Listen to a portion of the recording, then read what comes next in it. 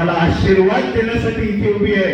आम्हाला मतं किती पडणार याच्यासाठी आम्ही काम नाही करत आहोत मित्र. खरोखर लक्षात घ्या, 100% जसं या दोन्ही माझ्या उमेदवारांनी सांगितलं, या लोकांचा विजय निश्चित आहे.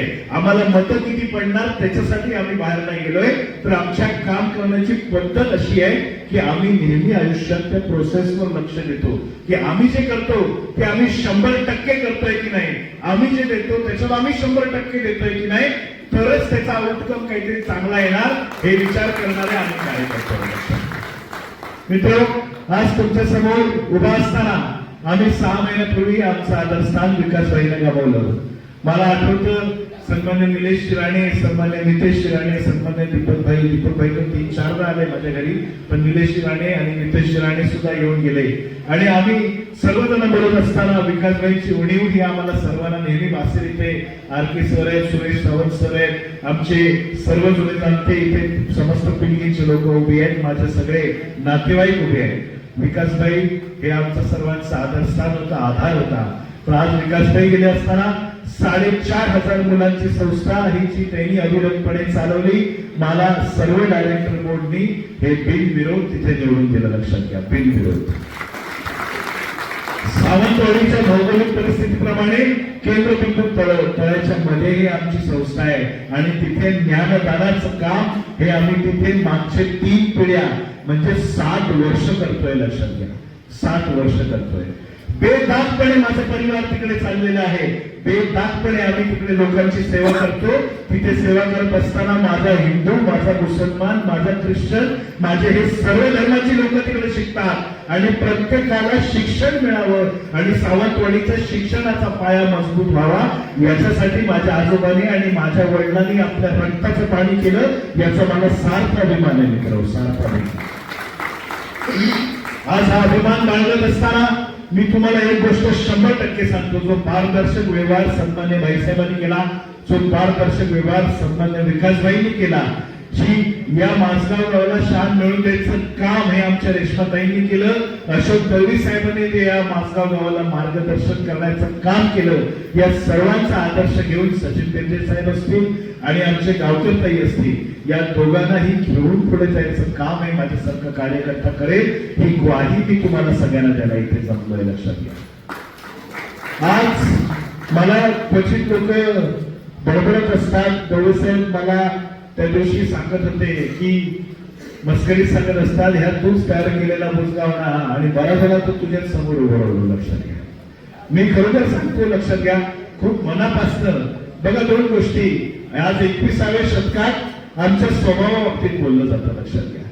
आणि खरोखर वाघे साहेब आमच्या स्वभावाबाबतीत बोलत असताना आमचा स्वभाव हा असा राहिला आहे. लक्षात घ्या, सन्मान्य भाईसाहेब सावंतांचा स्वभाव असा होता म्हणून त्यांनी इतकी वर्ष अखंडितपणे या जिल्ह्याचं राजकारण केलं, समस्त लोकांना एकत्र केलं आणि सगळ्यांना एकत्र करून चालत असताना त्यांचा आदर्श घेऊन जेव्हा विकासबाईंनी राजकारण केलं, त्यांनी सुद्धा आपल्या शेवटच्या श्वासापर्यंत सगळ्यांना एकत्र घेऊन जायचं राजकारण केलं. लक्षात घ्या, त्या दोघांचा आदर्श वाघेसाहेब आज जेव्हा आम्ही बाळगतो तेव्हा तुम्हाला खरोखर सांगतो, कुठेतरी शांततेत संयमाचं राजकारण असावं, कुठेतरी एकमेकाचा आदराचं राजकारण असावं असं समजणारा एक कार्यकर्ता मी आहे या माझगाव बंगल्यात. लक्षात घ्या, मी जेव्हा माझ्या भावकीसाठी निवडणूक लढवली, मी जेव्हा माझ्या भावकीला तिथे सरपंच म्हणून बसवलं, तेव्हा तुम्हाला खरोखर सांगतोय, मगाशी मी तुम्हाला टाळ्या वाजवून घेतलं यासाठी नाही की अर्धा दिवस झाला आमचा, संध्याकाळ झाली की तिकडे संजू कांशी साहेब सरपंच असायचे,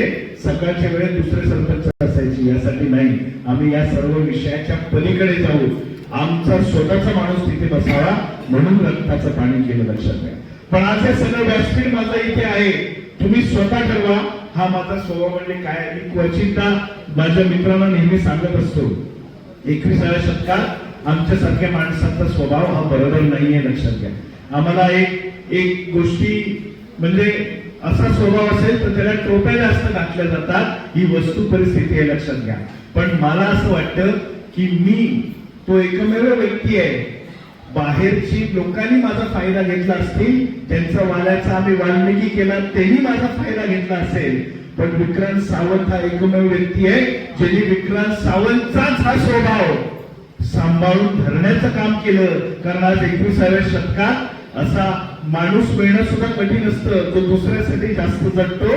त्यामुळे मला असं वाटतं की आम्ही जेव्हा माझ्या समोरच्या भावाला सरपंच केलं त्याला केलं आणि हे आम्ही सर्वांनी करून दाखवलं. आता तो इतिहास समाजाला, आता कोणी माझ्या समोर उभं असेल तर ते त्याचं दुर्दैव आहे, लक्षात घ्या, माझं दुर्दैव नाहीये.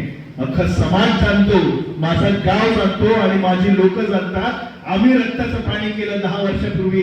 मला श्यामबाईंनी आता सांगितलं, श्यामबाई तुम्ही बोललात की त्यावेळेला दीपकबाईंच्या माध्यमातून आणि रेशमाताईंच्या माध्यमातून कामं झाली.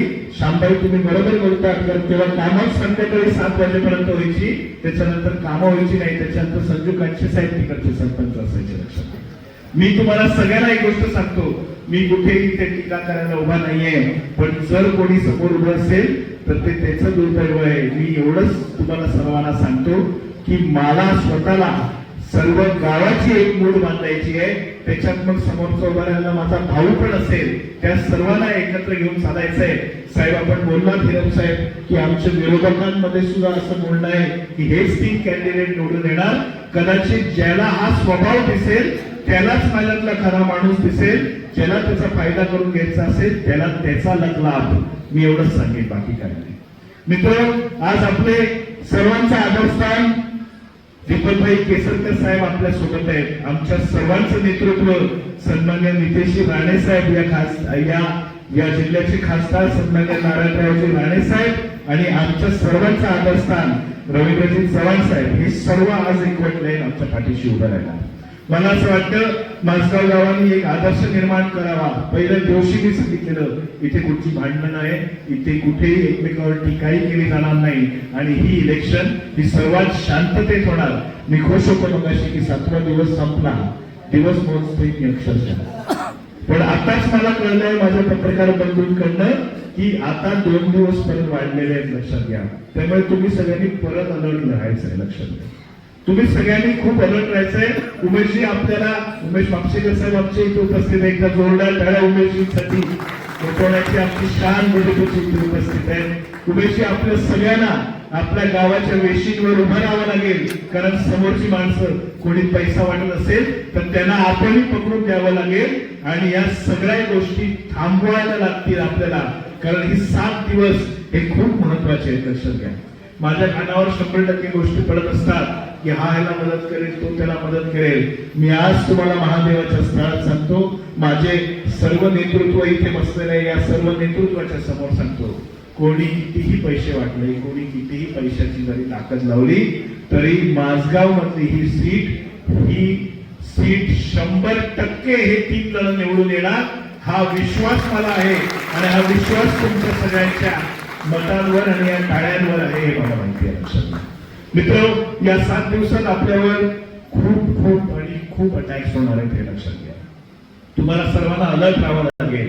आपल्या माई माऊलीला समजावं लागेल की आपल्याला त्या कुठच्या तरी पाकिटासाठी काम नाही करायचं आहे. इथे आपण खरोखर एका विश्वासाने सगळे एकत्र आलो. आज इथे बसणारे हे 6 गावामधले 5 गावाचे सरपंच इथे बसायला, इथे आमचे माजी सरपंच बसायला, सगळे आमचे भरतजींसारखे उपसरपंच इथे उपस्थित आहेत. ही लोक कोण आहेत? ही लोक आपापल्या गावचं भूषण आहे, लक्षात. आज हे प्रत्येक गावचं भूषण तुमच्या मध्ये बसलंय. फक्त आमच्या गावचं भूषण थोडंसं बाहेर गेलंय, त्यांच्या वाटतं गाडीचा थोडासा ऍक्सिडेंट झाला असं मला कानात बोलले.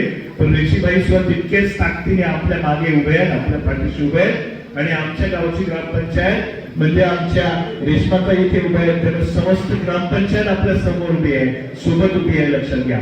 या 6 गावच्या ग्रामपंचायतचे सदस्य, या 6 गावचे सरपंच आणि 6 गावचे उपसरपंच जेव्हा आपल्या सोबत उभे आहेत, मित्र, मला घाबरण्याची गरज आहे?